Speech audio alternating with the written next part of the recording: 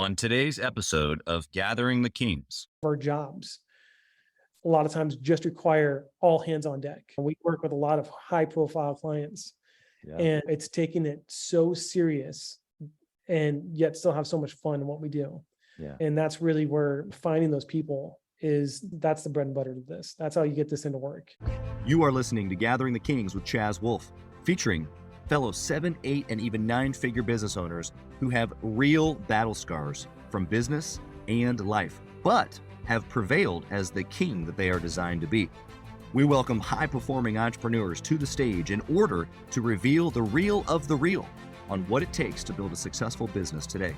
We dissect the good and bad decisions they've made along the way that give a true and accurate picture of the journey of success and how you too can get there. Through this dialogue, you will learn the value of growing your network and surrounding yourself with power players and kings like today's guest. Grab your pen and notebook because we're about to dive in. What's up, everybody? I'm Chaz Wolfe, Gathering the Kings podcast. Today, I've got Eric Rasmussen here on the King stage. My brother, how'd I do on that last name? Perfect, man. That was great. Good, man. Glad to have you here, dude. We were just talking offline here just right before we got started about all kinds of fun stuff. But I thought I had a big family, but you've got a big family. So we're going to get into some of that. Sure. I assume that your kids are a big reason on why you push so hard. But what kind of business do you have, brother? We have a set design and construction business. We do a lot of sets for various shows in LA. We also do a bunch of trade shows across the state. So yeah, I'm in that whole fabrication, activations, all that type of stuff. Yeah. So when we show up to an event or we see a commercial and it looks just awesome and we have no idea how they put it all together, that's you? Yep. That's us. That's what we do. Cool, man. That's cool. I have to say it's the first here on Gathering the Kings to have a company like yours.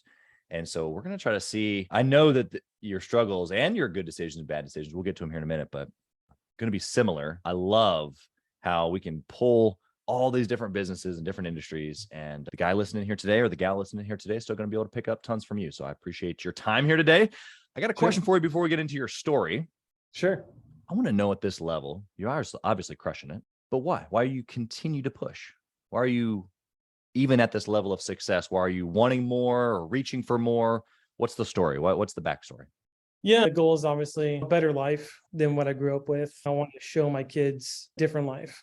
Most of my kids, I adopted 6 of my kids out of foster care. They had the crummiest lives. That's why I do what I do, is I want to make a difference in some people that didn't have an opportunity.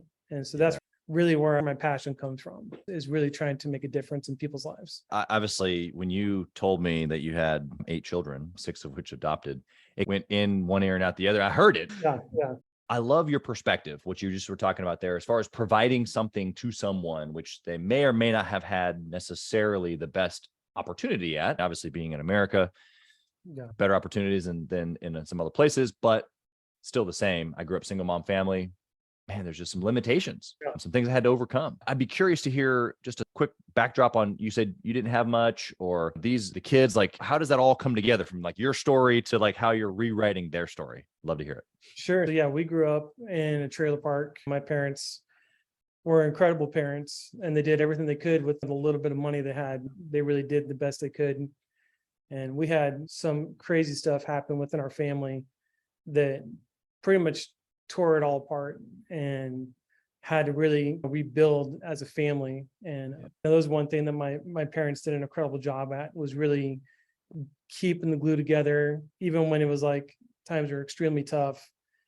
They were always there to make a change and do something that kind of kept us together. And so that was really an incredible time for our lives as we were kids. My parents basically put both of their lives completely on hold, and it was all about us.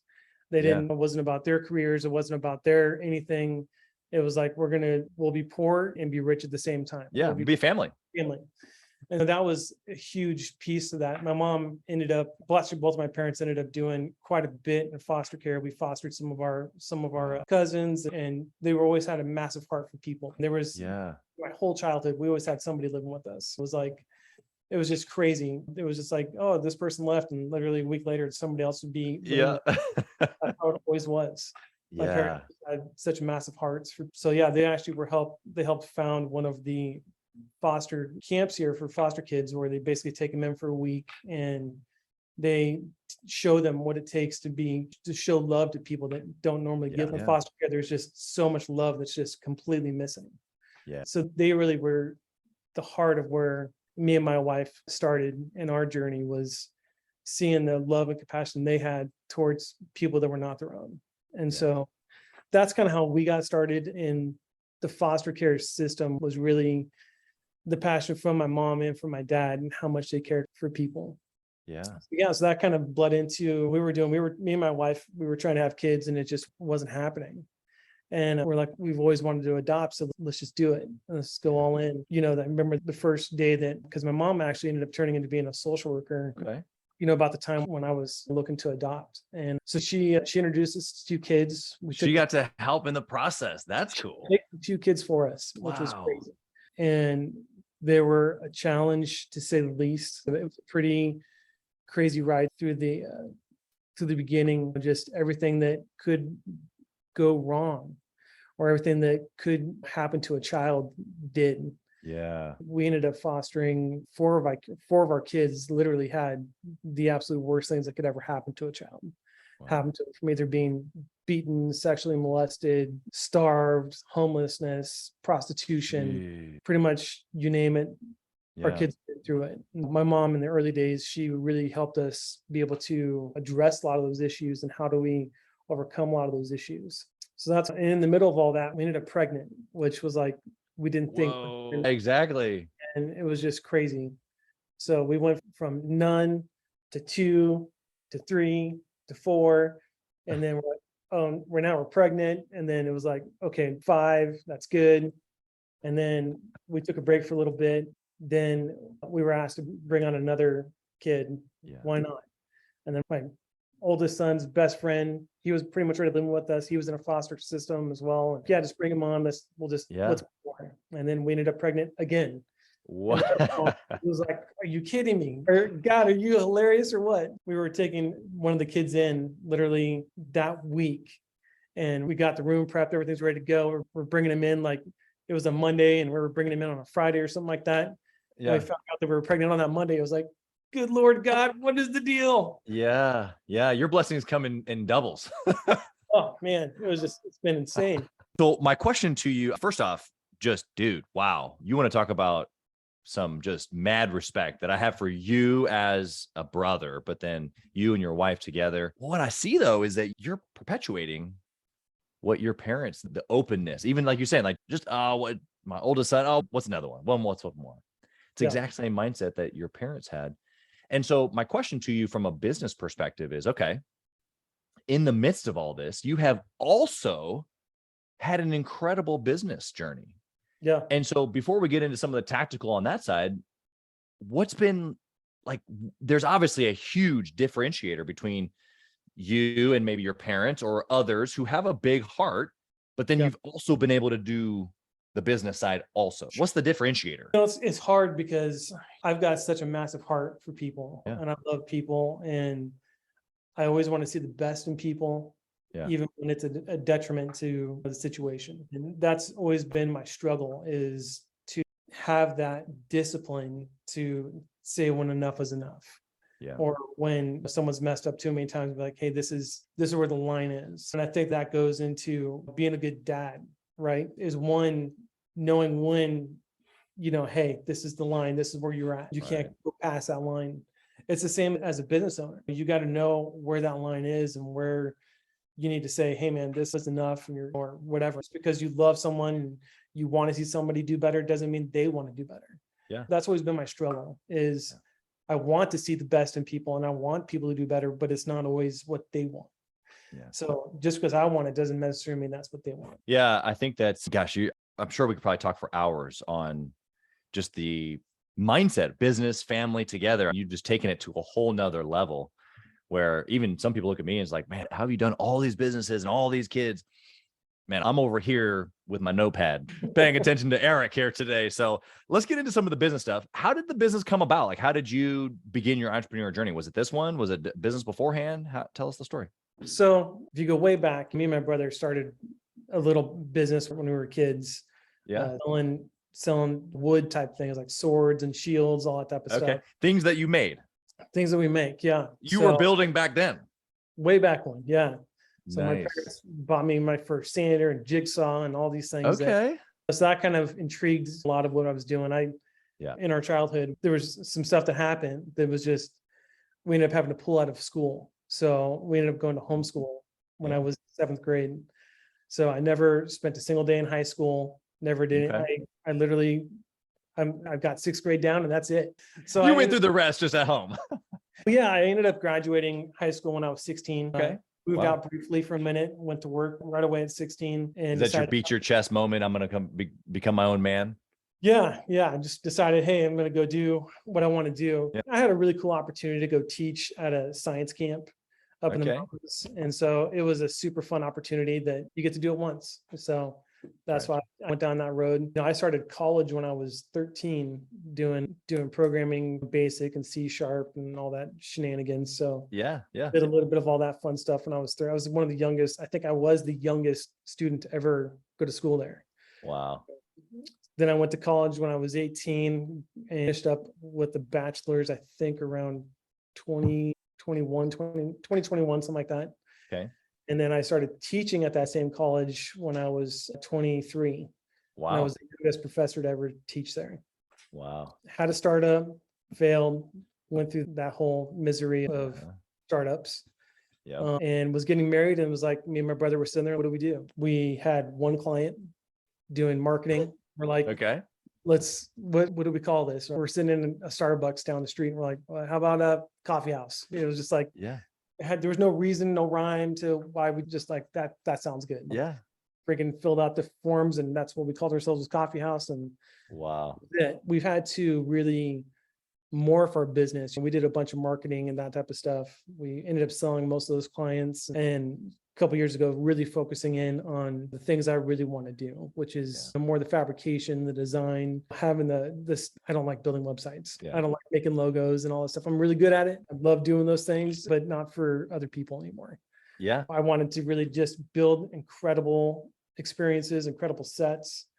Yeah. And that's how we evolved from making swords and shields to making sets. I don't know if marketing would have been a pit stop that I would have seen for someone as a kid making swords out of wood and stuff. Okay, cool. And then you tell me now he's this big business owner and got this backstage company and they're building sets. I'm like, okay, yeah, that makes sense. But somewhere along the line there, you did a loop through marketing. Obviously, you're just building different things. Yeah. Same mindset, I guess. But was there a shift along the way?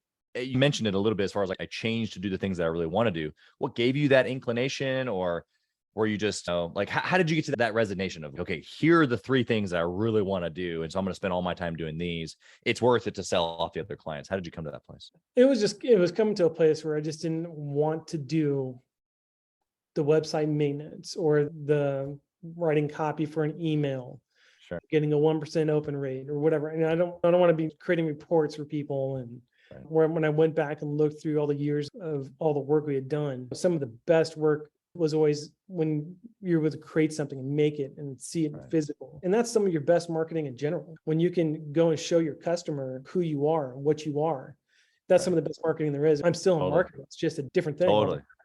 I'm not making websites, but it's a lot of the stuff that we do is so much different and so much more impactful than an email campaign. Oh, 100%. No, I love the correlation there. I'm glad that you hit on that because you're 100% right.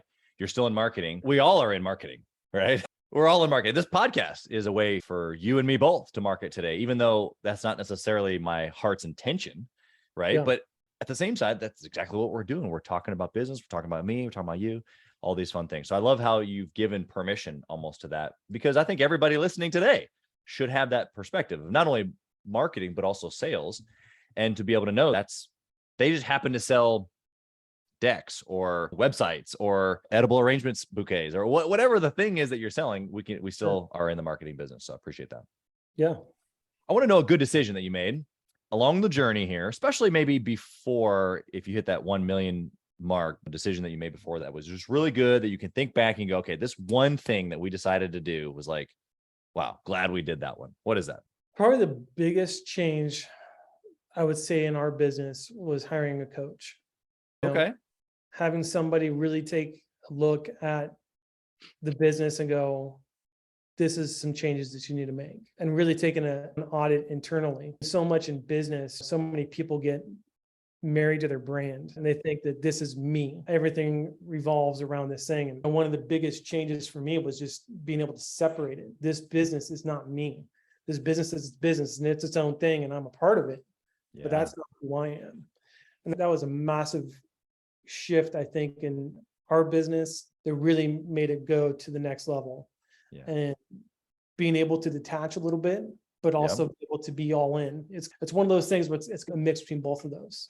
Yeah. I was going to say, what is the result of that? So if you've learned how to detach per se, but you're still part of it, you're still the driving force, but it's not you. What does that look like as a result? What does that produce?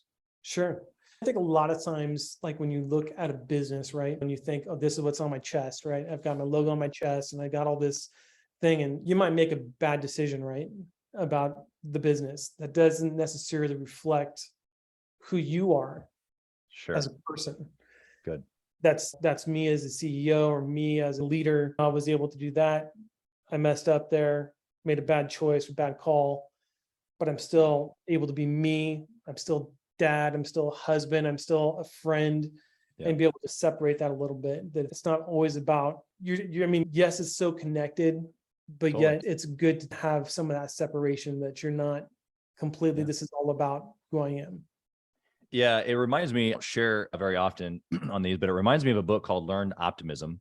And in the book, basically learned pessimism or learned optimism, we learn both, but you either in moments decide to let the moment affect other areas of your life, or you don't. And this is the separation factor that you're talking about here a little bit, is that the example I think the book uses is that you have two attorneys, they both lose their job.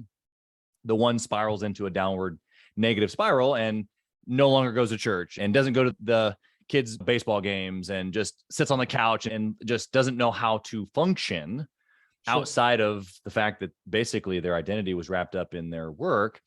And then the other one is still able to participate in those things and then is back looking for another job the next day.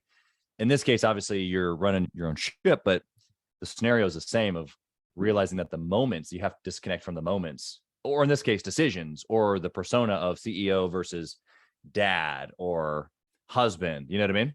Yeah, exactly. Would you say to the person listening right now who maybe they're understanding what we're saying, but they're a little bit in the question mark phase of, I wonder what this actually looks like for me. They're a little bit confused by it. Maybe they know exactly what it feels like to be connected to all these things and letting one thing affect another. What's the practical thing that they can do today in their business, like you did, to be able to maybe create some separation? The biggest thing that is to find a mentor, I feel, is to find somebody. It doesn't necessarily have to be a paid person. Sure. Be someone who could just be an objective look in on what you're doing. Yeah. And be able to see, hey man, maybe this is where you're messing up. You need to find someone who can actually tell you, like, you're messing up. And that's the key, is to find somebody who can give you that honest feedback. And that's hard. And that's even hard to accept a lot of times. I was going to say, is the precursor to that being open-minded and willing to hear? Yeah, that's 100% it. You got to be able to know this guy has my best interest at heart. Yeah. And I'm too close to understand that this is what needs to happen. Yeah. The decision has to happen. Yeah. So that's one of the biggest things that I would say as a takeaway, is find that one person that can look at what you're doing, not you as a business, you as an individual. What are you doing that can, one, make you grow, but two, be able to put you back at peace and put you back in a place where you can be productive. Yeah. So much of that is, and it's a journey that I have to constantly go back to. You know, I've struggled with my weight my whole life, and me and my wife are on a 100-day challenge, and we're on day 75 of our 100-day challenge, and we haven't missed a day. We're hitting it and doing it. We've both dropped weight, and things are good. And, you know, I'd love to say this is going to be how it is forever, and I hope it is. Right. But I might struggle, and that's okay. We're going to pick up where we struggle and get back up on that journey and keep it forward. And I love the distinction that you're making, though, is that doesn't define you, right? Like, it doesn't, just because that area over there has been up and down, doesn't mean that you have to let that affect fatherhood, right? Or how the business is operating. Although it's difficult Yeah. to compartmentalize like that, it takes a lot of high logic, and you got to get rid of that darn emotion that creeps in. It's hard to put it away when It is. when that stuff creeps in. It's just hard to set that to a side and just move forward and where you need to go. Yeah, 100%. All right, well, let's flip the coin here, Eric, and let's talk about a bad decision, something that you've done. It was a mistake. You knew it. You wish you could change it. Maybe you've learned from it. What was it? Sure. I would say one of the biggest mistakes I've made is not letting go of somebody soon enough. Yeah. Looking You in. hinted at that at the beginning. Yeah, that's one of the hardest parts. We've had times in the business where I've put all my faith into a person and thought, this guy has my back 100%. And only to find out, not only does not have my back, he's the enemy. Like, he's not only not have my back, he's ready to stab me in the back at any minute. Yeah. And it's really hard to find those people, to find, oh, this guy really doesn't have my back, or this person doesn't have the best interest of the company, and that they're just focused on themselves. And one of the key things that I've learned is that when someone complains, right? When they continually complain, that's a key, right? Like, we have a massive shop with lots of machineries and stuff like that. And I remember one of the guys, he'd just always say, oh, the shop's always a mess. And why should I do all these things when it's just going to be messed up tomorrow? And he, in the middle of a massive job, we were doing a massive job for Disney. And in the middle of the job, he quits. And I know he thought, man, I'm going to get this guy. Right. And we just found someone else a week later and moved on. It didn't matter. Kept on going. And what's funny is all the things that he complained about, all miraculously got fixed. There was no mess now. There was no bottleneck. There was all these things that he was complaining, all these things were happening. Yeah. And it truly was, he was the one at the center of it. Yeah. Yeah. It's almost, I don't know if he was intentionally creating those things, but I have the same experience where oftentimes the very thing that we're upset about is what we're creating, whether we realize it or not. Yeah. And I think that's a good self-reflection piece, as well as looking at our team, because you're right. 100%. If you look at somebody who's constantly running over the same things, just constant negativity, constant like issues, you're right. It's not even just would you call it a sign? It's a sign. It's like a, hey, pull over. And it's crazy because we just went through this whole thing with this guy, and it made me really think about when I was younger and I used to work for somebody and I was in that same situation. I didn't realize that I was the problem, because in my head, I was thinking, I've got all this talent and all these things that you're thinking better of yourself. This company needs me. Without me, they're screwed. And I remember thinking that at such a young age this just revolved around me. Oh yeah. And when I left, I was like, man, those guys are screwed. They're never going to be able to. And they just kept on going. Kept on going. I think it's important as a business owner to find those people and to be able to coach them into where you need them to be, because you need those people. You want those people that are super talented, that do have those expertise. Yeah. It's one of those things you got to give them enough, but not too much. Yeah. It's one of those, it's a balance of trying to find where their talents lie and where their responsibilities lie. Someone like that's not necessarily a great manager. Right. They're not necessarily a great person to look over people. Yeah. Yeah. Dropping so many very strategic nuggets. I want to just make sure that the listener is paying close attention. Just to recap what you've said here, not only making sure that you hire, you didn't say anything about hiring, but you can't do what you're doing clearly at a level of servicing companies like Disney without hiring. So you can't be afraid to hire. Let me just point that out. Number two, when you do hire, as Eric has expressed, that he's really a nice guy. Like, he sees the best in people. He said at the very beginning. I think there's a lot of people listening here today that just want to believe that when I hire somebody, they're going to do what they said they're going to do. Yep. And be an adult and show up on time and do what they're supposed to do. But that doesn't always happen. And so, number one, I heard coaching. You got to spend time in there to make sure that you're providing resources so that they can be the best that they can be. But then if they aren't, it's either something where you need to create a little place for them where they can't affect other people, because maybe they do have talent. Maybe you do need to level up in order to reach their talent, or maybe they're just negative and you don't need them. So I heard lots of different things going on there. Do you want to add anything to that for the listener? So one thing that I've found, as you are in a CEO type position is that you hire for the things that you're not good at. You know, what you're really not good at, hire for those positions. So I know for me, hiring is not my strong suit. I see the best in everybody.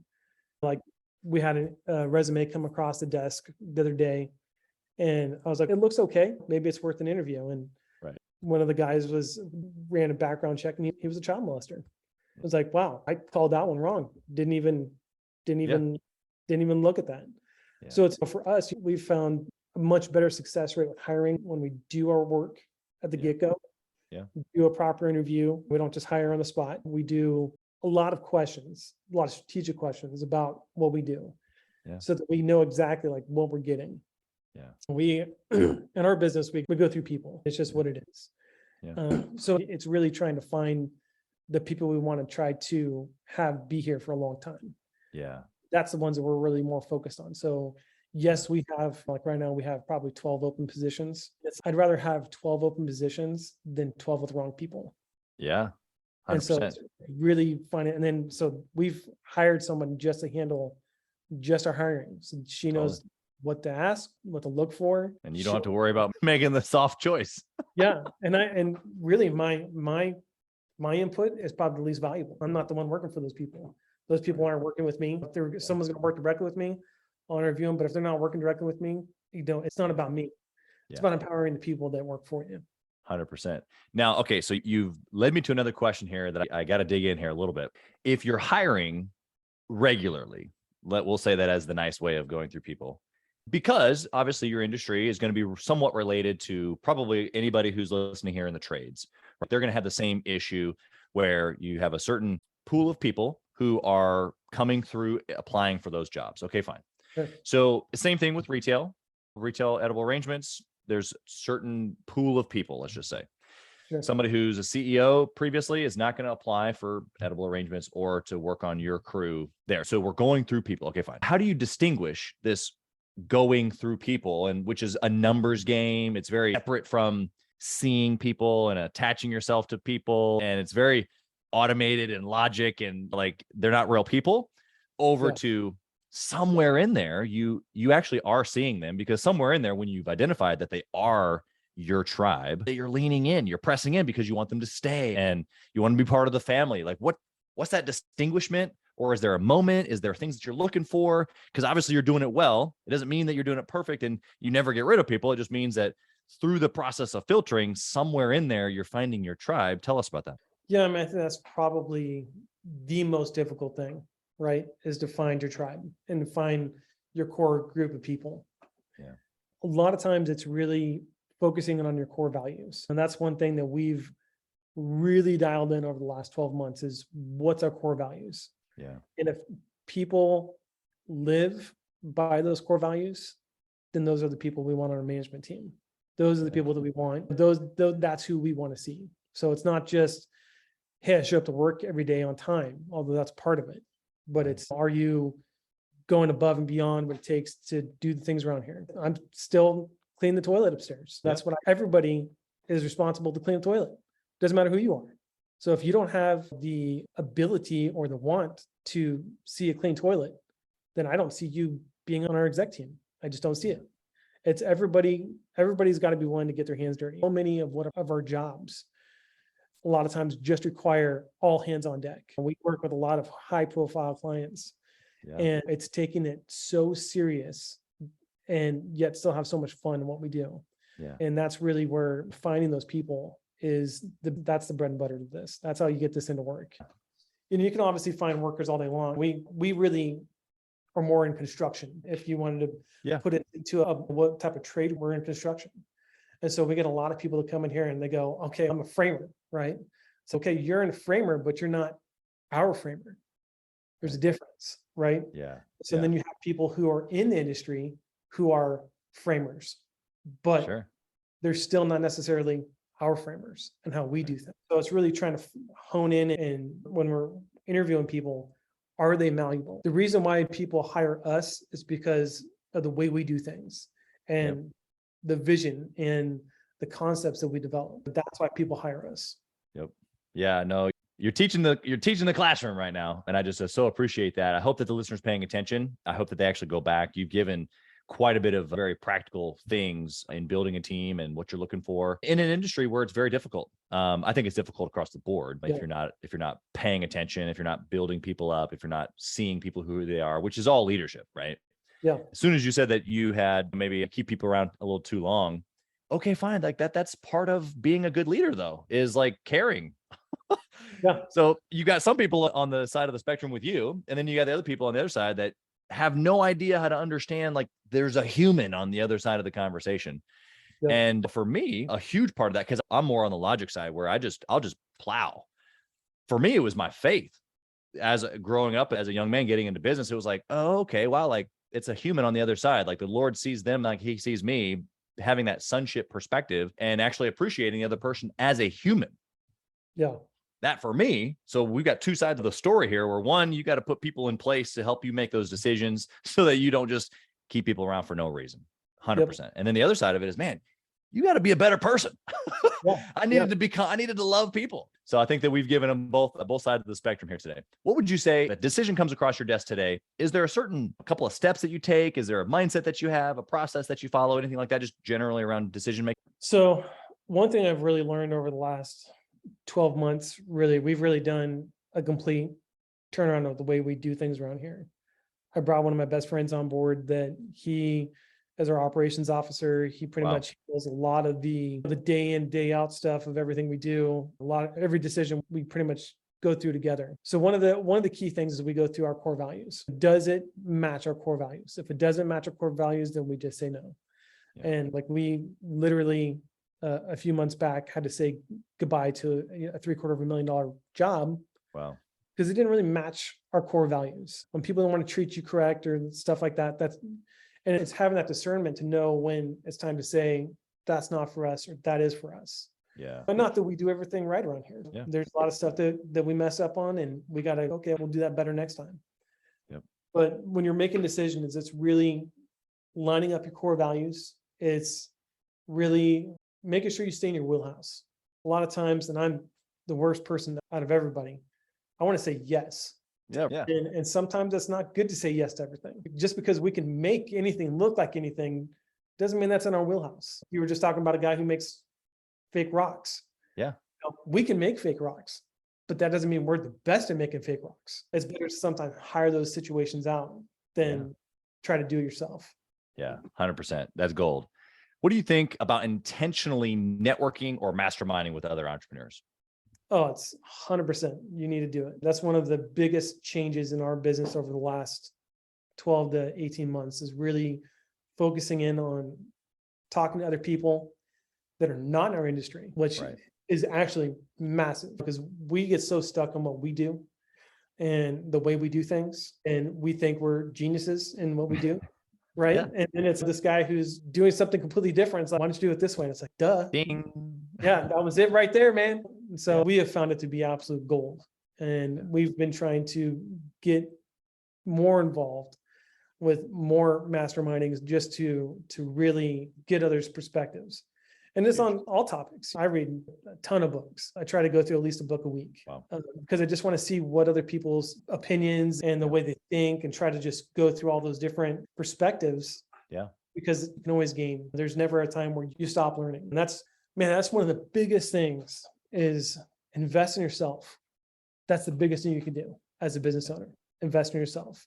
Yeah. Whether that's making sure you're taking care of eating healthy, exercising, to reading, to taking time for meditation, spending time with your wife, doing all the things that you need to work on. Your business will be here tomorrow, but you're going to miss out on opportunities with your kids or your wife or with yourself. Yeah. That doesn't just magically appear tomorrow. That's in that today. And so that's really one of the big things that if I could give anybody is just invest in yourself and constantly learn. There's always a new way to do what you're doing. Always. I love the open-mindedness. Through accounting or just doing something completely one little tweak, man. And that's all we're really doing as business owners. We're just constantly making the little tweaks.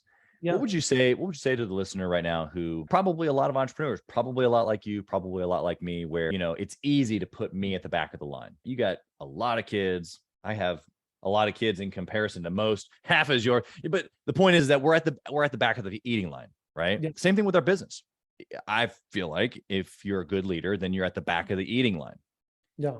So with that mindset of I'm at the back, I eat last at my home, my business, how do I turn that on its head? Because what you're saying is that I should eat first, not necessarily literally like jump in front of your kids and eat first. That's not what I'm saying. But to this mindset of feed yourself. Otherwise, if you don't take care of yourself as the CEO in a mastermind, or as an individual in your prayer time or your book reading or whatever, then you can't then go be the CEO that your team needs you to be, or the father, husband that your family needs you to be. How does this person listening right now going, oh, but I'm at the back of the line? What do I do, Eric? Man, that's something I constantly struggle with. And it's something that is the most important thing, is to take care of yourself first. And I've, for lots and lots of years, haven't taken care of myself first. And it's always been, I'll get to me tomorrow. I'll get to me tomorrow. I'll get to me tomorrow. Whether it's simply as reading a book, I'll get to that book tomorrow. And it's just being very intentional with every single thing that you do. I'm always the last paycheck, always the last paycheck. I'd love for that to change, but that's where my heart is right now. It needs to change at some point, but that's where my heart is right now. And that's where we're at, is making sure that we can feed all the families that we have to feed here. That's priority number one. Yeah. But there's things that I can do for me, big deal for me, like exercising every day. Like today, we were up late working. One of my kids wouldn't sleep last night at all. You got a pretty good chance of that with as many as you have. Yeah, it's last night we had, I think it was about 2 hours of sleep last night. So I took a couple extra minutes this morning to make sure that I could do what I need to get done today, whether that's making sure I get a cup of coffee in the morning, that I spend time reading my book, that I spend time doing my exercises. Yes, I didn't show up to work on time today, but that's okay. You need to give your permission to, like, hey, I'm not perfect, but I'm gonna set myself up today for success. I'm not gonna not do the things I need to do just because I'm running behind. Like I still gotta get those things done. Those are still on the schedule. Yeah, I think obviously just you just take it so seriously, which is so great. We're cut from the same cloth in that way. What you just said, I think, was so practical that I want to point off before we end up here, is that they were still on your schedule. The book, coffee, the prayer time, whatever it was still on your schedule. And I think all high performers, me included, whether I was up late and I don't feel like it, or just so much going on, and you just start skipping over certain stuff that you think is less than. And the point that I'm hearing you make is, not that you need to be at the front of the line every single time, but man, sometimes. And obviously this all stemmed off of the networking and mastermind conversation. So I just so appreciate that, because you're right, especially when we can get around other business owners. Sometimes it's just encouragement. Sometimes it's working through a strategy or an idea, like you said, around accounting or whatever it is. I think all of those things matter.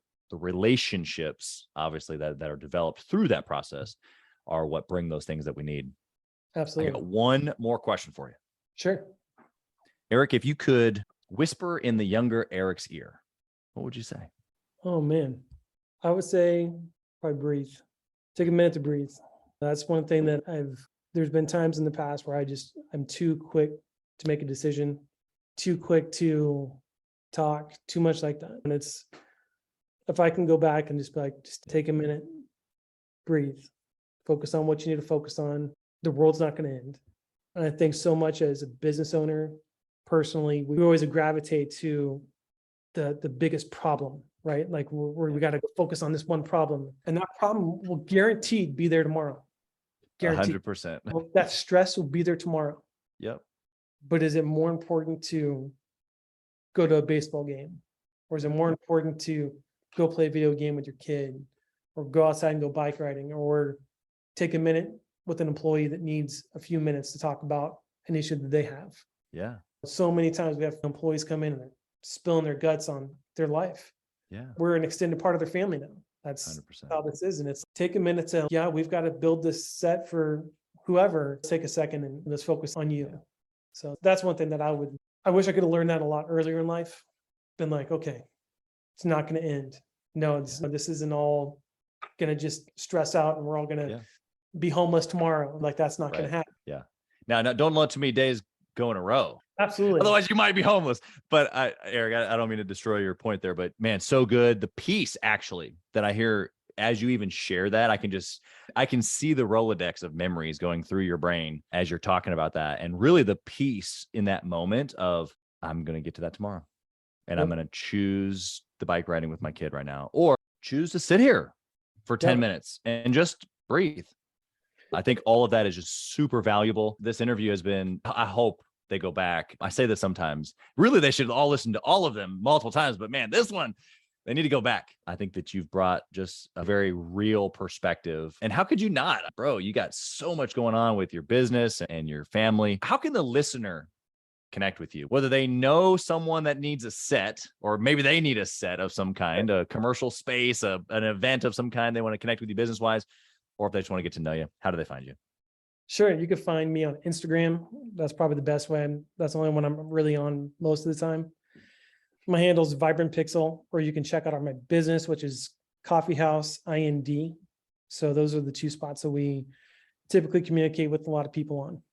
Perfect. Eric, thank you so much for being here. You've been sensational. I wish nothing but blessing on your family, your kiddos. I actually look forward to getting to know you better in that way, because man, so much is what we do as entrepreneurs, which I'm still walking through with my own children, is going, okay, how do I adjust? How do I adjust? How do I run hard? How do I adjust? How do I run hard? How do I adjust? Yeah. And I think that a business ownership, fatherhood, husbandry, whatever you call that, I think, man, it's just like a constant learning pool. I think you're doing a pretty good job from what I've heard. And so thank you for that, being the example. And I look forward to continuing a relationship with you. Thanks for being here. We appreciate you. Man, appreciate it. Thanks for listening to Gathering the Kings. We hope you got a ton of value today and learned a thing or two about taking your business to 7 figures and beyond.